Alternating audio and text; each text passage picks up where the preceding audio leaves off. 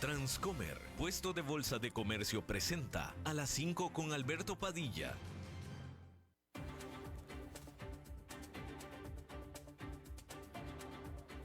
Inicia a las 5 con Alberto Padilla. Un programa diseñado con el objetivo de llevarte diariamente un tema de actualidad, acompañado siempre de reconocidos editorialistas. De lunes a viernes a las 5 de la tarde por CRC 89.1 Radio. A las 5 con Alberto Padilla. Hola, ¿qué tal? Saludos, bienvenidos a esta emisión de A las 5 con su servidor Alberto Padilla. Muchísimas gracias por estarnos acompañando. Gracias por estar ahí. Le mando cálidos saludos desde la señal de CRC 89.1 Radio en San José, Costa Rica, desde donde estamos transmitiendo hasta el punto, en el tiempo y en el espacio en el que usted nos está escuchando, porque estamos saliendo en diferentes vías simultáneamente, por ejemplo, en Facebook Live, en la página de este programa, A las 5 con Alberto Padilla.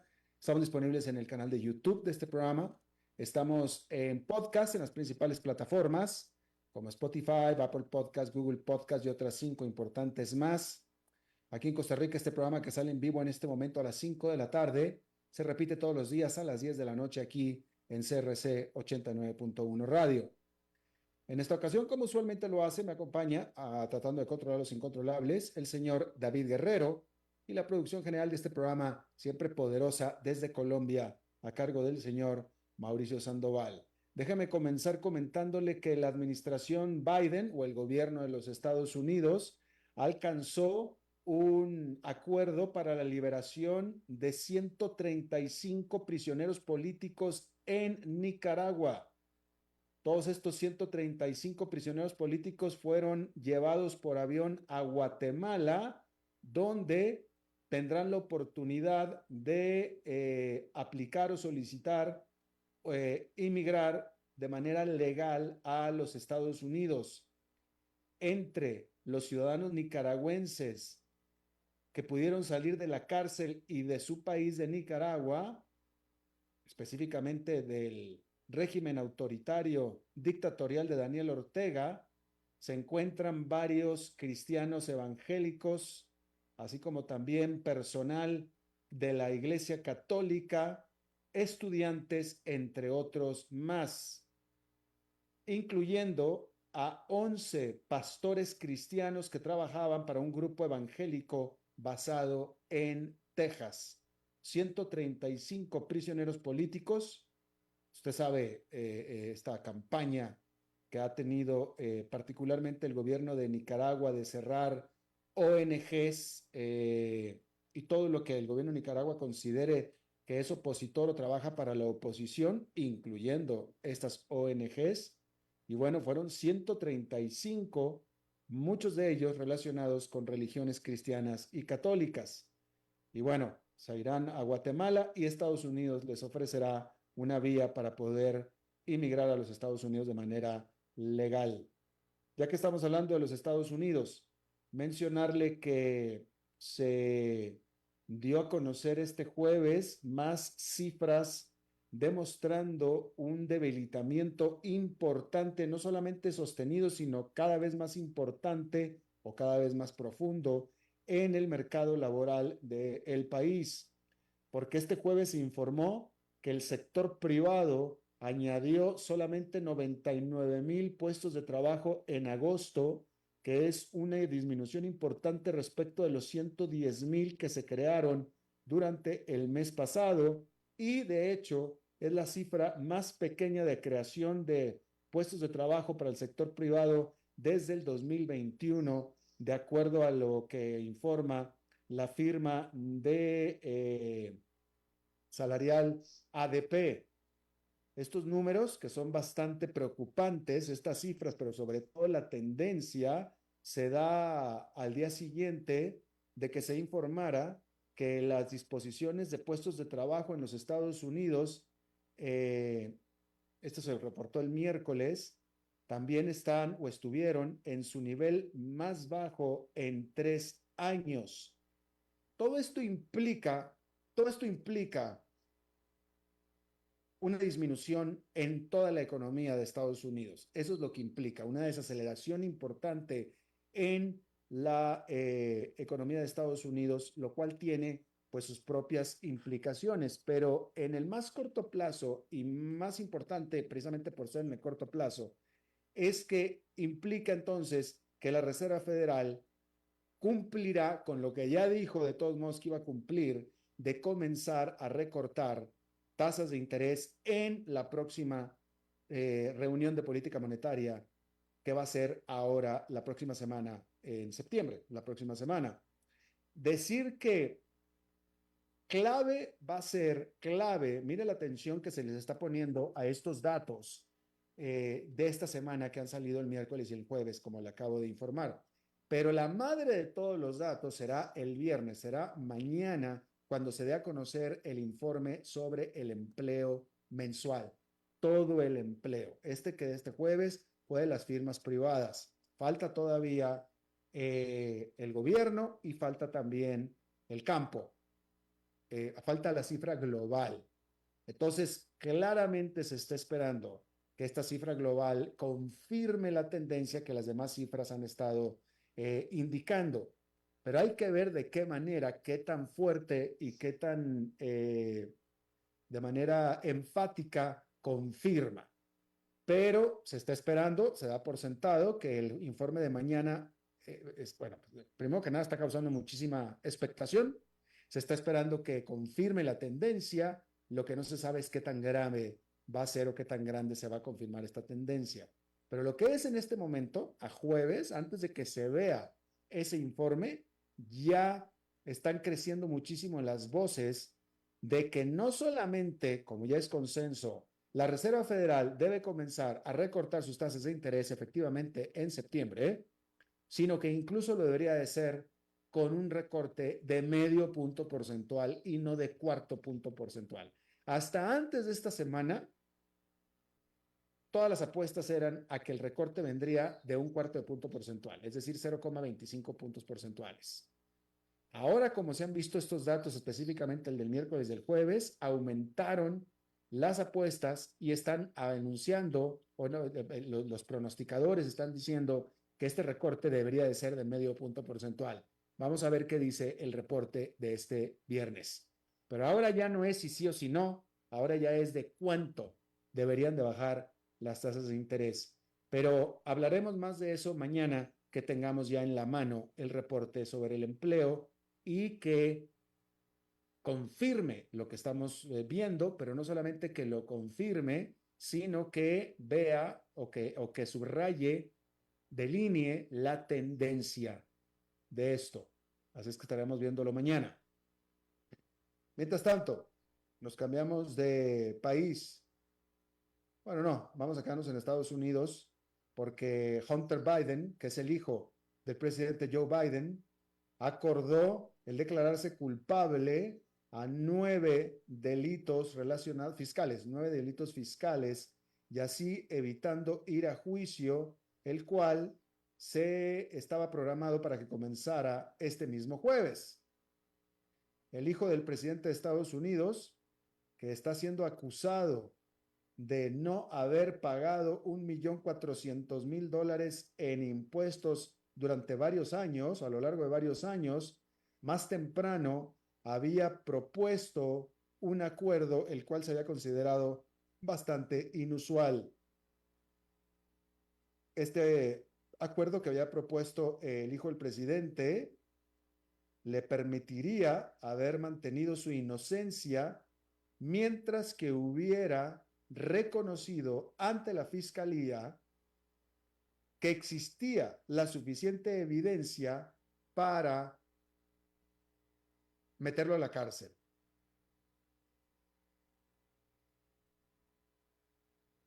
Y esto es lo que hace lo inusual de esta petición. Uno puede pedir lo que quiera. Uno puede pedir lo que quiera. Por pedir no pasa nada. En el sistema judicial, el no ya se tiene, como en cualquier otra cosa de la vida, el no ya se tiene. Entonces, él se desconoce cuál era la maniobra legal aquí, pero Hunter Biden lo que había propuesto era que efectivamente, vaya, básicamente que lo dejaran libre. Eso fue lo que pidió. Básicamente, es decir, él dijo, efectivamente hay evidencia en mi contra que señala que efectivamente no pagué impuestos pero pues déjenme libre, ¿no? Básicamente fue lo que pidió, básicamente. Y cuando dijo, déjenme libre, no, los fiscales dijeron, pues no, efectivamente es no. Y de hecho los fiscales rechazaron los términos especiales. Y entonces simplemente lo que dijeron los fiscales es, no señor, usted es culpable y va a la cárcel. No es culpable y no va a la cárcel. ¿Por qué le vamos a dar esa consideración? Y entonces él acordó declararse culpable a 9 ofensas relacionadas a falta de pago de impuestos. Y ahora falta la penalidad. La pena todavía no la sabemos. Y bueno, de nuevo, este es para reiterar,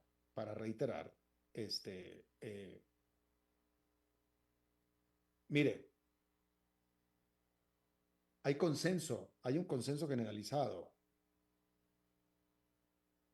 Bueno, a ver, primero que nada, el punto final que estoy haciendo es que son dos personajes presidenciales los que están en líos con la justicia de Estados Unidos. Uno es el hijo del presidente actual de Estados Unidos y el otro es el expresidente Donald Trump. Uno de los dos nada más clama que está perseguido políticamente y ese es el expresidente de los Estados Unidos. El hijo del presidente no clama ser perseguido políticamente, ¿eh? Él no lo dice. Donald Trump dice que a él lo persiguen por ser Donald Trump.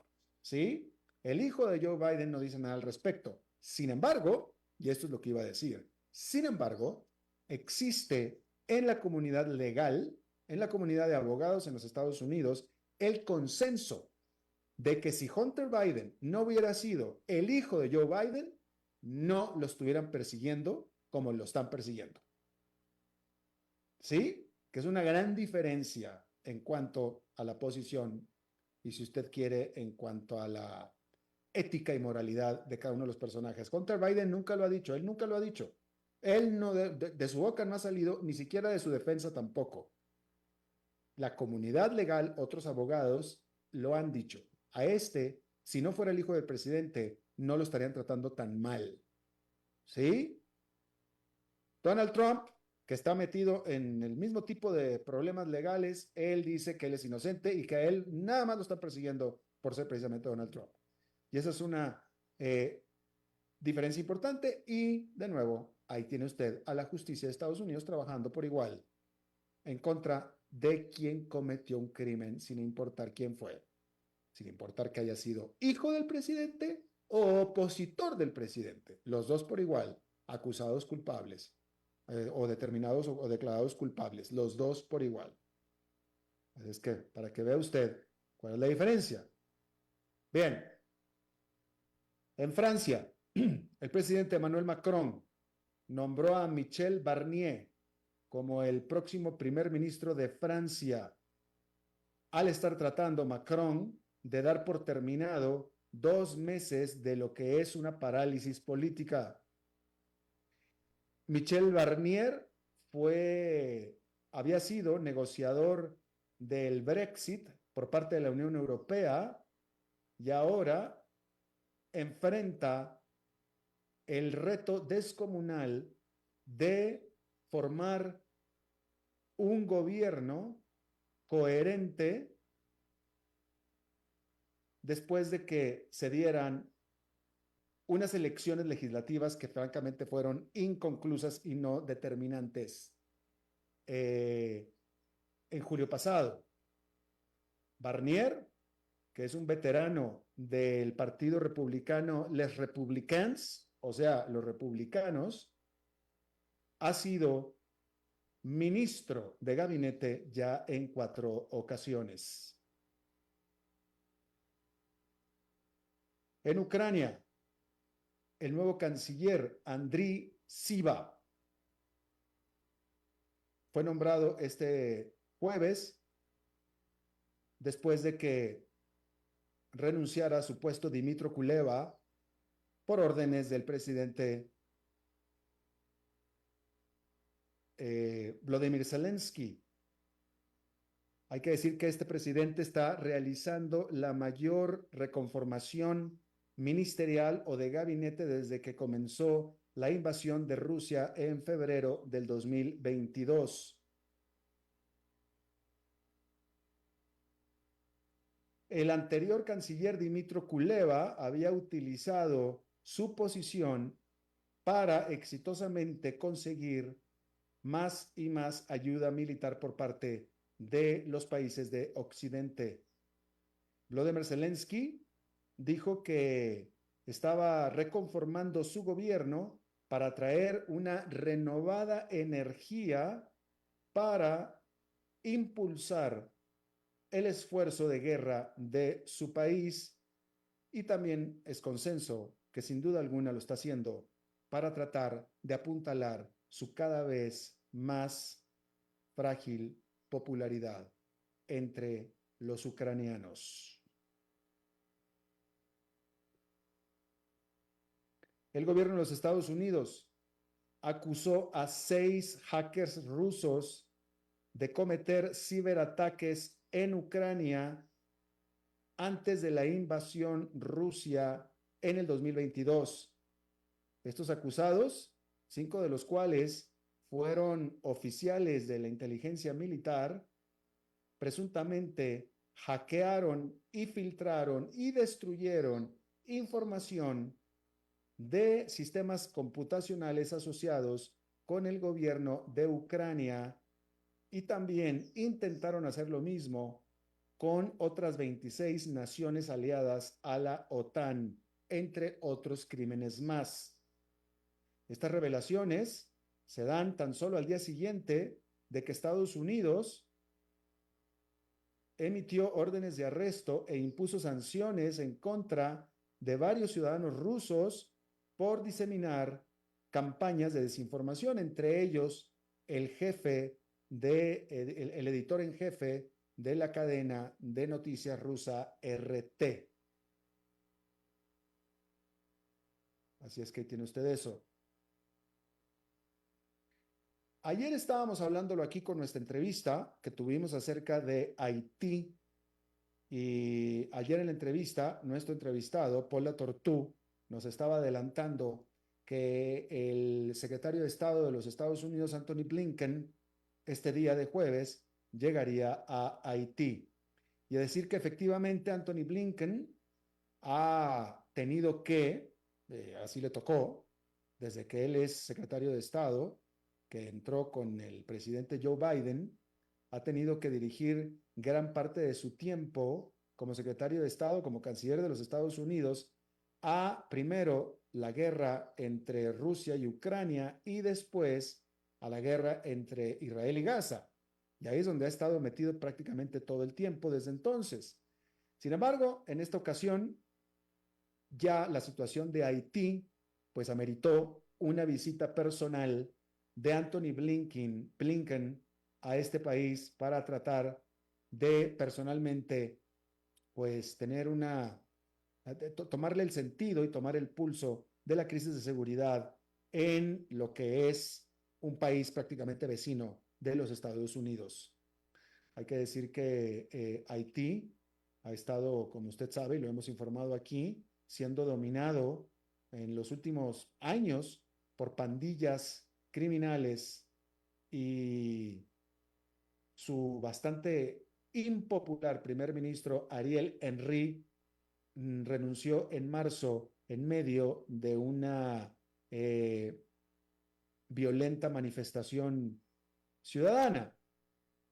Sin embargo, y como decíamos ayer, desde que en junio llegaron 400 policías kenianos, pero equipados por Estados Unidos, para tratar de ayudar a las fuerzas de seguridad de Haití a restablecer el control en algunas partes de Puerto Príncipe.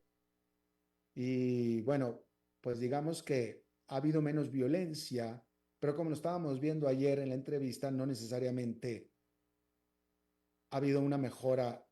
Bueno, ya no hay tanta violencia tal vez, pero pues todos falta mucho trabajo por hacer. Le recomiendo que vea la entrevista de ayer. Hay que decir que Blinken presionó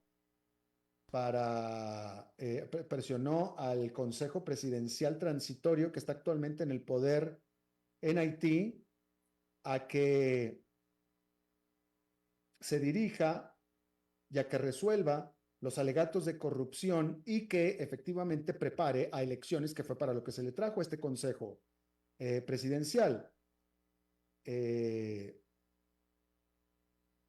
este siempre ha sido un problema y por más que se trata de mantener la democracia en Haití, no deja, por más o menos democracia que haya en Haití, que normalmente la hay, pero entre más o menos la haya, no resuelve los problemas de inseguridad y el dominio de las pandillas en este país. ¿Sí? Hay que decir que Estados Unidos ha estado batallando para conseguir financiamiento para este grupo policial, y este grupo policial está pidiendo, de 400 elementos de policía de Kenia, está pidiendo que fluyan los recursos para mantenerse pues bien equipado, para poder mantener la seguridad en Puerto Príncipe. Hay que decir que el mandato de este grupo se termina y se espera que se renueve, pero llega a su término al final de este mes. Y ahí es donde se está considerando en que este grupo sea reemplazado por una operación de las Naciones Unidas para mantener la paz, de cascos azules, como lo estábamos viendo en la entrevista de ayer. Sin embargo, ahí en eso, tendría que ser una resolución de las Naciones Unidas, pero no sería tan fácil como eso, puesto que se espera que Rusia y China no apoyen esa resolución debido a los problemas que ellos alegan, en el caso de Rusia, es cierto, que tienen en otra parte o en otras partes. Así es que ahí lo tiene usted.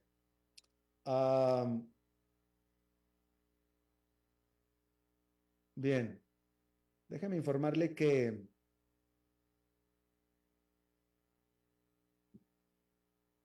en la República Democrática del Congo, en África,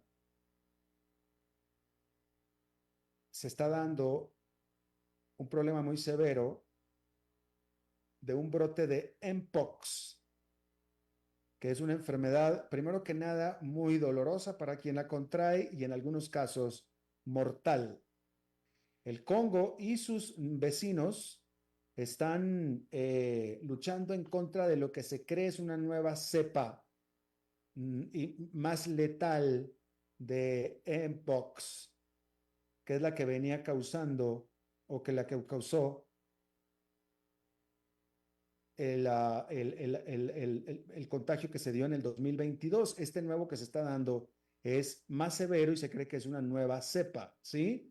Y bueno, la noticia es que las primeras vacunas en contra de esta nueva cepa, que han estado ya disponibles para el resto del mundo, específicamente para los países ricos durante años, apenas se espera que llegaran este jueves a la República Democrática del Congo, ¿sí? Y por supuesto que nunca es demasiado tarde, pero sí debieron haber llegado desde hace muchísimo más tiempo, porque hasta ahora se contabilizan 20,000 personas que han sido infectadas y 500 muertos por esta Mpox en este momento. La Organización Mundial de la Salud, por supuesto que ha recibido severas críticas por la lentitud en aprobar el flujo de estas medicinas hacia el Congo y pues ahora lo que ha hecho literalmente es hacerse un lado para que se acelere el proceso de un acceso de emergencia de estas medicinas a este país. Este país, Congo, muy pobre, por supuesto, es totalmente dependiente de agencias internacionales para que le provean y distribuyan estas vacunas, así como también de donaciones de países ricos. La gente misma del Congo no están haciendo la campaña, la están haciendo todos voluntarios de otros países, ¿sí? Pero decir que en este momento, aunque, vaya, Ya están llegando las vacunas y eso es bueno, pero aún así, con que empezaron a llegar este jueves, pero con todo y eso, no se espera que la campaña de vacunación vaya a empezar hasta octubre, hasta el próximo mes, porque primero hay que comenzar una campaña de comunicación sobre los beneficios de esta vacuna para la gente local y a ver si no viene en el medio campañas de desinformación sobre las vacunas, como usted ya sabe que definitivamente existen. Así es que ahí lo tiene usted. Bien, fíjese esta nota, fíjese esta nota.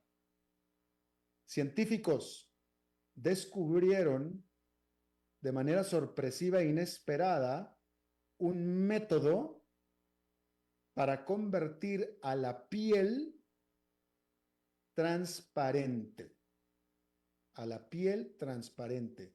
Y este método sorpresivo es colorante de alimentos. Y le explico. Investigadores de la Universidad de Stanford encontraron que el tartracine, a ver, esto se llama tartracine, que es un colorante amarillo para alimentos que se usa para colorear cualquier tipo de alimentos, desde los chocolates M&M's hasta el Gatorade. Si se le aplica a la piel de un ratón, hace que la piel del ratón sea transparente y se puedan ver sus órganos, literalmente. Este descubrimiento va a ser publicado como un reporte en la revista Science de este viernes. Y por lo pronto se cree, vaya, no sé, no hay nada de que se va a probar en humanos, ni se está hablando de humanos, pero sí revoluciona, y esto es importante, el estudio y el entendimiento de los animales. Entonces, por lo pronto, se asume que puede ayudar para el entendimiento y la ayuda a los animales. Vamos a ver qué dice el estudio. Todavía no se sabe nada de si se revierte el efecto o no, o qué está pasando ahí, ¿no? Pero por lo pronto hay ciertos beneficios de que la piel de un animal se haga y sea transparente. Así es que ahí lo tiene usted. Bien, vamos a hacer una pausa y regresamos con nuestra entrevista de hoy.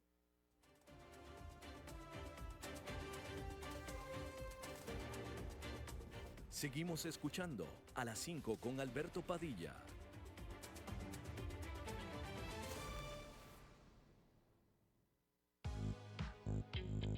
Transcomer presenta Finanzas en Acción, lo que tiene que saber sobre su plan de inversión. 3 consejos para que logres comenzar a ahorrar e invertir con todo éxito. Número 1, elimina esos prejuicios contra el dinero, que seguramente tenés desde la niñez. Que el dinero es malo, que mejor pobre, pero honrado. Ese rico, ¿de dónde habrá sacado su fortuna? Tenemos que resetear nuestra relación con el dinero y más bien hacerlo un gran amigo de nuestra senda de vida. Número 2, paciencia más persistencia. Es la receta que le da el éxito a los grandes inversionistas. Paciencia, porque la gestión patrimonial no la vas a lograr de la noche a la mañana. Persistencia, para que te mantengas en la estrategia financiera que ya has decidido y has iniciado. Y número 3, tienes que conocer tu perfil de riesgo. Así sabrás cuánto riesgo quieres asumir en tus ahorros e inversiones. Y esa clave te servirá a la hora de elegir los productos con los que vas a ahorrar y vas a invertir.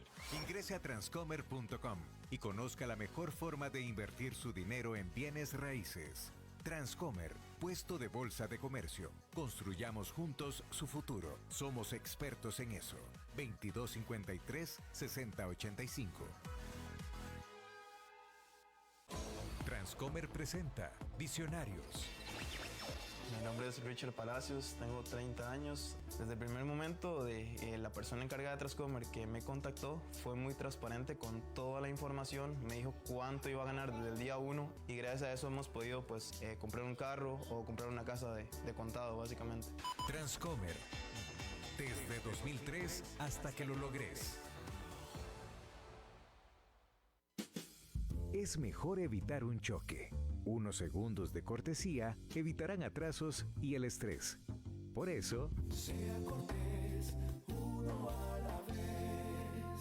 Un mensaje de esta emisora asociada de Canara.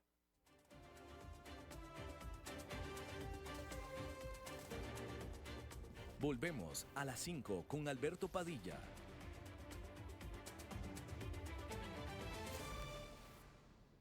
Muchísimas gracias por estar con nosotros. Bueno,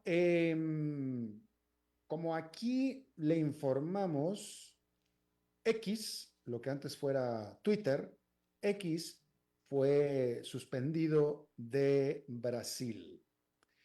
En lo que es un pleito casado, literalmente un pleito casado, que originalmente fue básicamente personal y que ahora probablemente ya se fue mucho más allá de lo personal, es algo ya mucho más de, pues, filosófico y legal, pero fue pleito personal entre Elon Musk, uno de los hombres más ricos del mundo, y no me queda claro si necesariamente Ignacio Lula da Silva, el presidente de Brasil,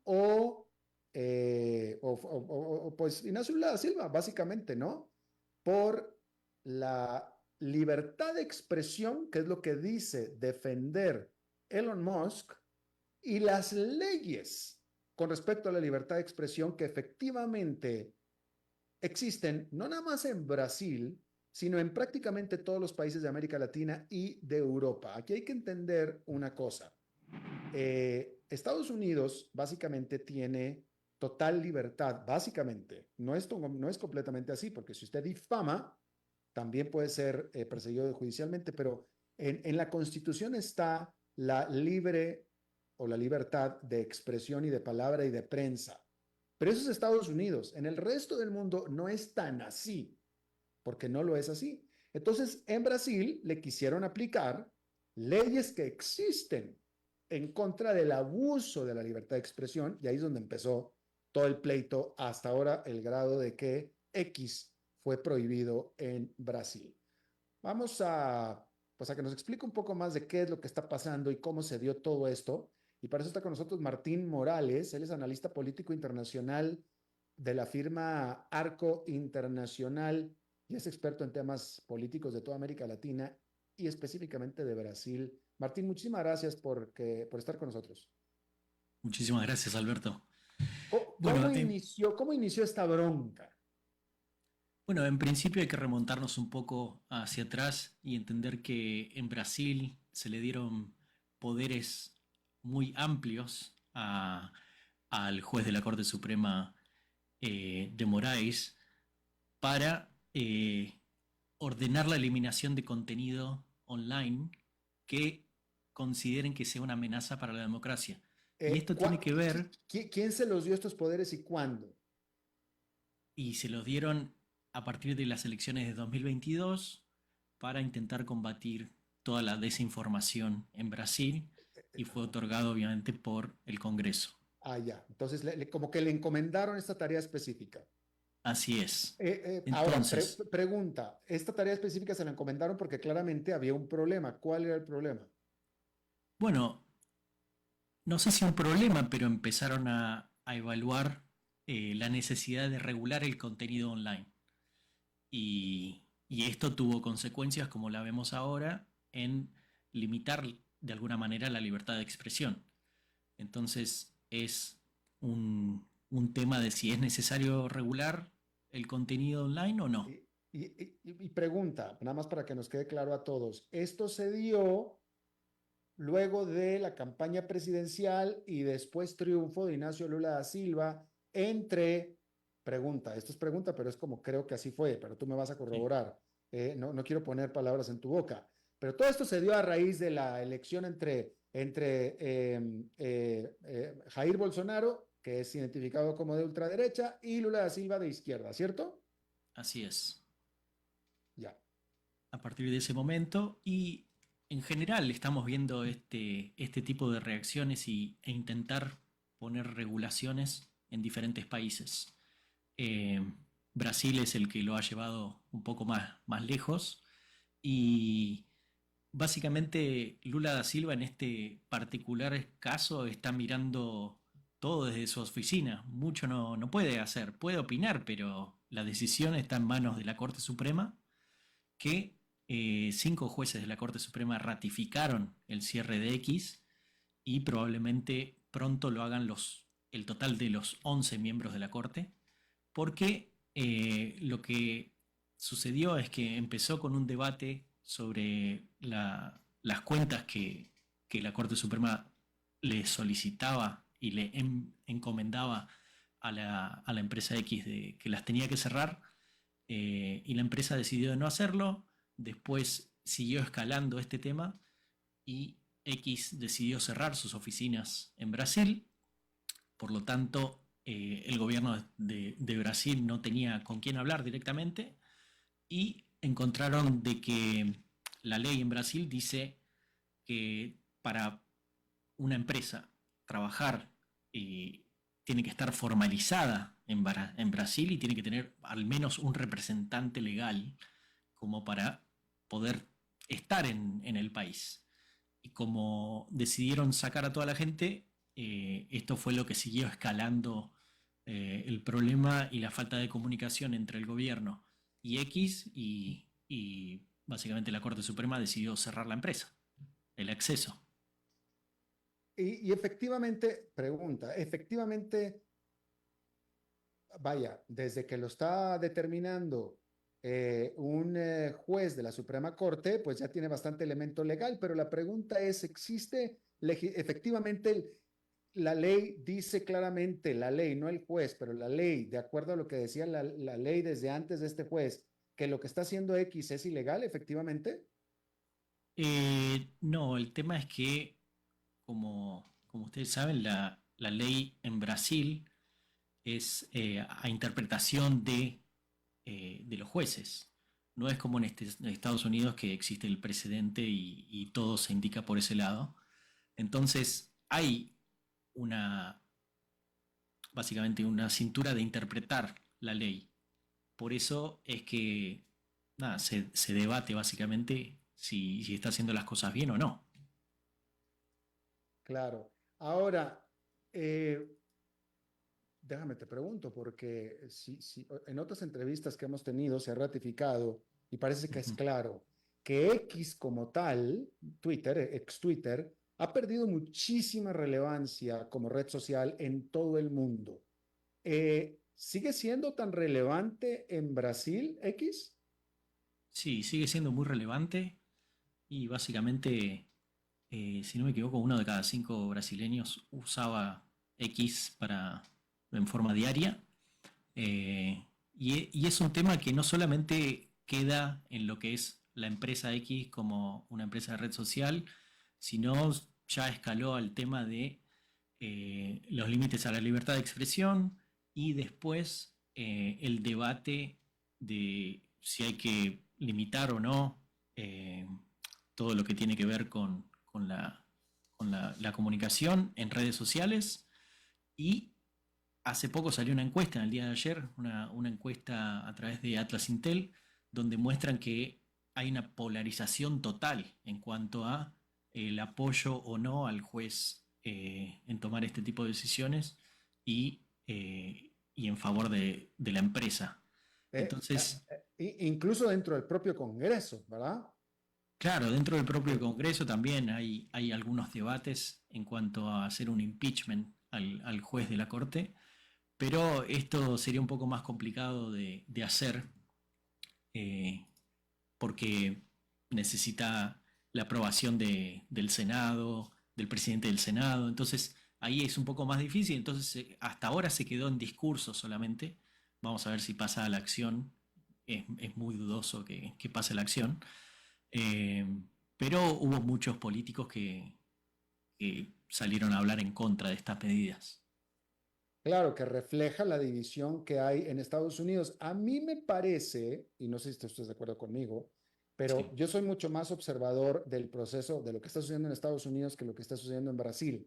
Pero me parece que está sucediendo exactamente lo mismo en Brasil y en Estados Unidos, el mismo debate, el mismo problema, la misma circunstancia de división política y de posición política, etcétera. Sí, esto tiene que ver con la globalización de la política y de los personajes También. eh, no tan democráticos y después que la gente se sienta identificada con un político como si fuese casi una religión, que es algo que está sucediendo en todo el mundo. Entonces, los debates sobrepasan los límites de los países y es algo que se está debatiendo también en Estados Unidos, pero con la diferencia de que acá la libertad de expresión es muy difícil que la limiten. Y en Brasil, las otras redes sociales, TikTok, Facebook, Ujú. lo que sea, ¿ellos sí están moderando el contenido?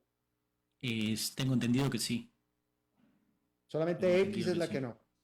así es. Y Eh, y que debe ser, por supuesto, por la posición que tiene Elon Musk con respecto a la libertad de expresión, y etcétera. sí, como vemos, Elon Musk está tomando un rol muchísimo más activo desde que adquirió a la empresa X Claro, eh, en defender de alguna manera la libertad de expresión, pero también tiene límites su defensa a la libertad de expresión, porque y lo hace en sí, Brasil, lo hace en Estados Unidos y no lo hace en otros países que no son democráticos. Como que elige sus peleas también, ¿no? claro, claro, Y claro. después, por otro lado, también vemos una crítica que hay a la empresa X en general, es que desde que lo adquirió Elon Musk, la evaluación se fue al tacho.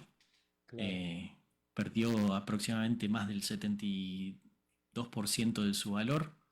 Entonces, tal vez este tipo eh, de peleas le dan un poco más de relevancia y genera un poco más de apoyo a la red, ¿no? Buen punto. O sea, estás hablando de que la propia polémica que está creando Elon Musk es para impulsar a la propia X. Y sí, porque había dejado de ser tan relevante o como hay tantas opciones ahora, es fácil ir a otra aplicación y bueno, hay mucha más competencia. Claro, Ponerse claro. del lado de la libertad de expresión siempre suma. Bueno, interesante, interesante, definitivamente la observación. Pero lo que sí es una realidad en el caso de Estados Unidos, claro, Sí. y aunque esto se presta a debate, me digo, o sea, lo debaten y enseguida vamos a tener aquí a un querido invitado que lo va a debatir, por supuesto, pero no deja de ser realidad porque se discutirá y todo, o sea, todos podemos estar de acuerdo con la libertad de expresión. Yo estoy de acuerdo con la libertad de expresión, ¿sí? Pero cuando Ujú. esta libertad de expresión genera violencia, que eso es lo que está sucediendo en Estados Unidos, que genera violencia, cuando mi derecho de incitar a la violencia efectivamente incita a la violencia, pues entonces desafortunadamente tiene que haber un control, porque esa es la realidad en la que se está dando en Estados Unidos al menos, ¿no? Y por una cosa es lo deseable y lo lindo y lo bonito, y otra cosa es lo que es la realidad. Entonces, en el caso de Estados Unidos, por más que yo soy, y lo soy, que pregono la libertad de expresión, pero cuando esta libertad está generando violencia y muertes, pues efectivamente hay que hacer algo. Y eso es lo que pareciera que está pasando en Brasil.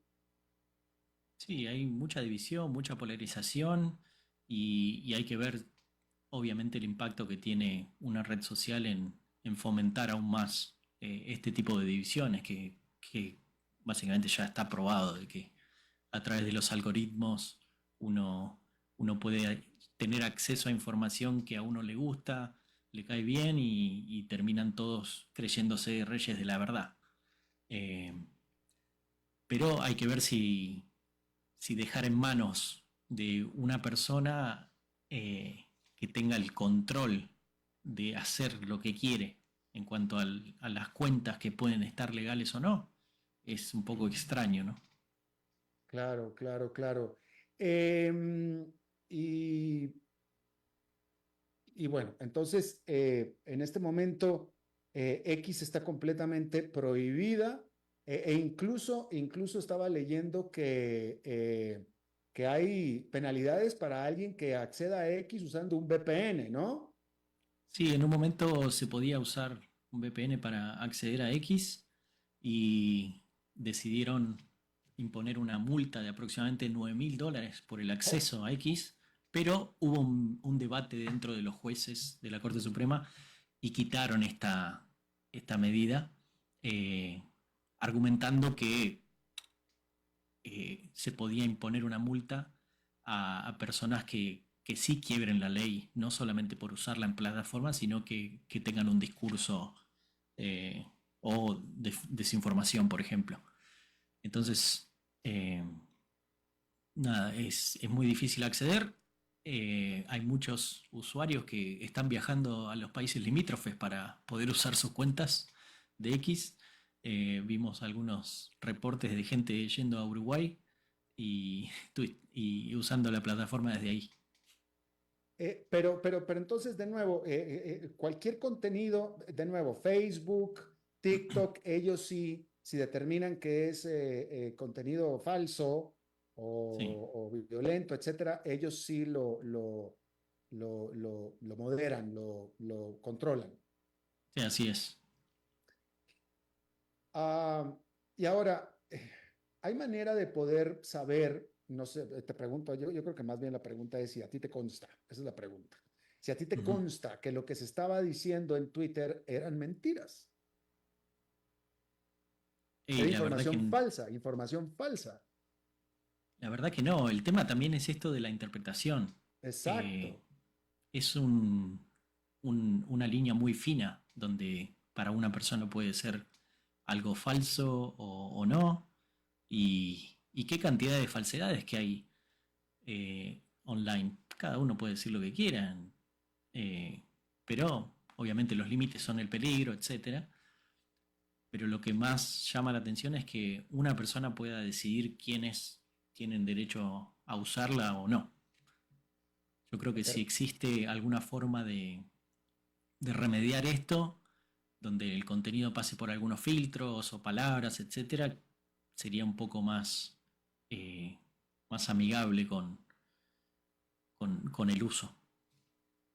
claro. Y bueno, y volvemos, esto nos trae también al caso de Telegram, ¿no? Porque, digo, Elon Musk está defendiendo la libertad de expresión y muy bien, pero en algún momento, y esto es lo que está discutiéndose también con Telegram, en algún momento tiene que haber, sí o sí, por más que uno defienda la libertad de expresión, tiene que haber un control, porque lo que estaba sucediendo en Telegram es que se estaban intercambiando imágenes pornográficas de niños, ¿me Sí, no había entiendes? límites. Exactamente, o sea, entonces tiene que haber un límite en algún momento. Entonces la pregunta es dónde y cuándo. Pero pues, claro que Claro. tiene que haber, porque Telegram era totalmente libre expresión y como era totalmente libre expresión, o sea, se estaban intercambiando pornografía infantil, porque es libre expresión. Ujú. Y ese es el problema que hay aquí, ¿no? Pero bueno, yo te agradezco muchísimo, Martín Morales, analista político de América Latina y de Brasil, de la firma Arco Internacional o International, que hayas estado con nosotros. Gracias. Un gusto, Alberto. Buenas noches. Gracias, buenas noches. Y bueno, vámonos directamente. Espero que no haya escuchado lo que yo hablé aquí, nuestro buen amigo y nuestro buen polemista, que va a tener micrófono abierto para que aviente y diga todo lo que tiene que decir, aunque no haya escuchado esta entrevista, el señor Dado, el señor enfadado. ¿Cómo está usted, señor? Dele duro. Todo bien, Padilla. Brevemente tocar sobre X y la libertad de expresión. Hay algo que acá no se entiende, ¿no? Por más que X haya perdido valor, Elon Musk compró X porque él lo ha repetido hasta el cansancio. Él lo hizo justamente para defender la libertad de expresión. Entonces, la libertad Exactamente. de expresión está en peligro, ¿no? Y en eso voy a discrepar contigo, no por los particulares, sino por los gobiernos, ¿no? Hace poco, Mark Zuckerberg, el capo de Facebook, reconoció, confesó que el gobierno de Biden y de Kamala Harris lo habían presionado a él para que censure información, censure cuentas de Facebook, algo que él hizo, ¿no? entonces muchas cuentas censuradas. Zuckerberg pidió perdón, pero lo curioso es que al capo de Telegram lo detuvieron por defender la libertad de expresión, ¿no? No te olvides que Biden intentó crear un equivalente al Ministerio de la Información de 1984 y tuvo que dar marcha atrás. Lamentablemente, así está la situación, Padilla, con este tema, pero el enemigo de la libertad de expresión, y por eso la Constitución de este país, de Estados Unidos, lo reconoce así, el enemigo es o son los gobiernos. De ellos hay que desconfiar siempre porque por la naturaleza que tiene el gobierno. Pero cambiando de tema, me gustaría hablar también sobre esto que hablaste tú al comenzar tu programa, sobre este reporte de la creación de empleo en agosto, que llegó a 99.000 empleos contra los 144.000 que se estimaban. Y bueno, ya a todas luces es una señal de que la economía se está enfriando, Alberto, la economía de este país.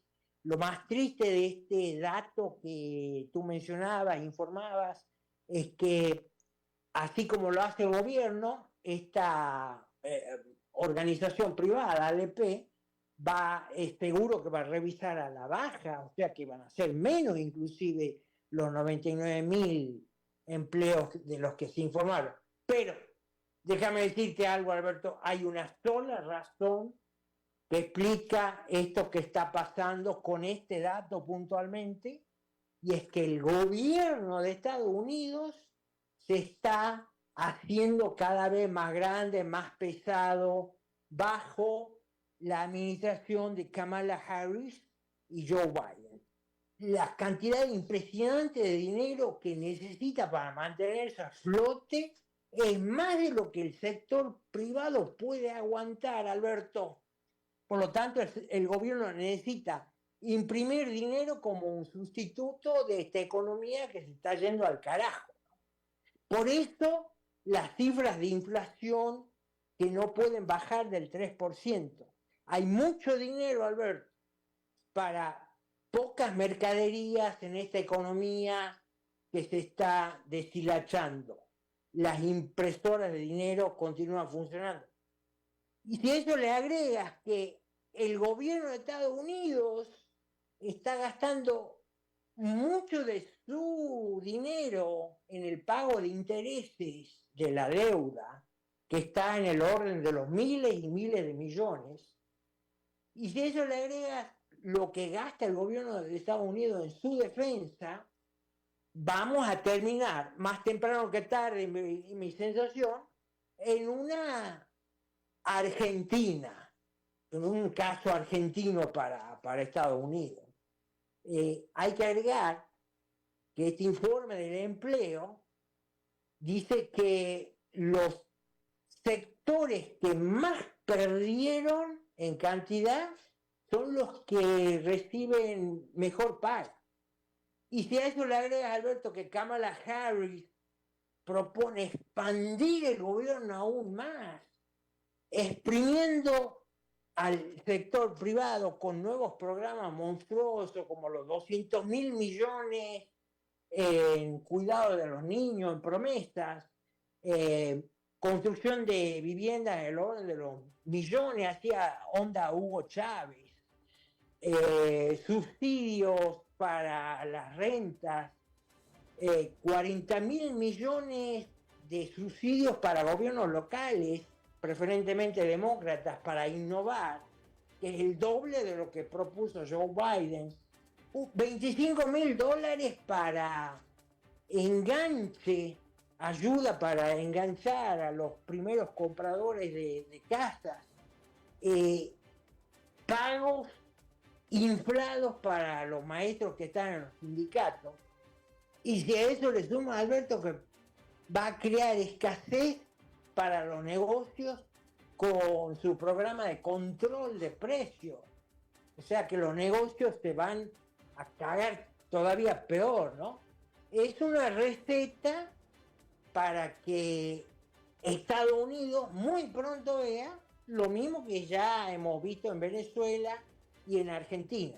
La economía se está deshilachando, Alberto, el sector público se está expandiendo, en especial se expande con esta inyección monstruosa de dinero que se imprime a cada rato. Lo que estamos viendo ahora, Alberto, con este informe lamentable de ADP, que ha llevado a que los precios de las acciones se vayan a la mierda, lo que estamos viendo, te digo, va a ser peor si Kamala Harris, Dios no lo permita, llega a ser presidente.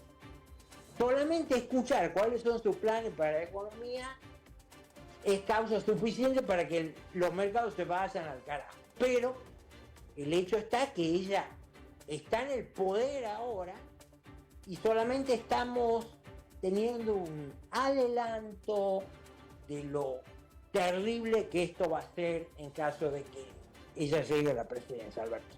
Ok, señor Dado, usted que acaba de decir y varias veces reiteró que Estados Unidos se va a convertir en Argentina, ¿eso quiere decir que usted entonces volvería a su país, Argentina? No lo descarto, Alberto. No lo descarto. Vamos a ver, ¿Cómo están las cosas? Sí, es para pensarlo seriamente. Pero bueno, aquí todavía hay mucho pelotudo en Estados Unidos que, bueno, gente con títulos académicos, todo eso, que muy frívolamente dicen que van a votar por Kamala Harris, ¿no? Pero bueno. Señor Dado, de hace rato ya que el señor Guerrero nos está prestando tiempo, yo le agradezco muchísimo, como cada jueves, señor Enfadado. A la orden, Alberto, queridos saludos al equipo y a la audiencia. Hasta la próxima, gracias. Bueno, eso es todo lo que tenemos por esta emisión de A las 5 con su servidor Alberto Padilla. Muchísimas gracias por habernos acompañado. Espero que termine su día en buena nota, en buen tono, y nosotros nos reencontramos en 23 horas. Que la pasen muy bien.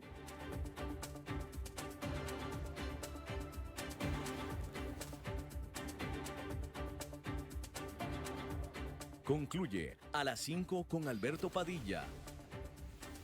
Un programa diseñado con el objetivo de llevarte diariamente un tema de